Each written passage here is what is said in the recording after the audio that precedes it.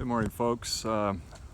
Tim Potter here with MSU Bikes. I wanted to show you some of the COVID precaution measures that we put in place to help prevent the spread of the COVID virus. We've got red markings here every 6 feet through our very popular do-it-yourself air stations here outside of the shop, leading up to the shop, because sometimes we'll have a lot of people waiting in line. We've got a key drop box for after hours contactless dropping of repairs. Also got the key contactless door entry that opens our door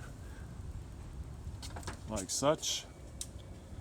We've got this here so that when someone knocks on the door, they can stand back far enough from the door so we can help them. We've also got markings down the stairwell going to the west, because some people come in that way. I also want to quickly show that we've got, for after hours contactless pickup of bikes repairs or bikes purchased from us, these combo boxes where we can put their keys in so that they can get a bike after hours contactless. So let's go in the shop. We also have signage on the door that's all from nationally recognized bike shops, and also some IPF signage. Going inside, we've got a contactless hand sanitizer station. We've got more markings on the floor, including the awesome Spartan S. And our front counter has this awesome sneeze guard, which IPF custom made for us, which is really cool.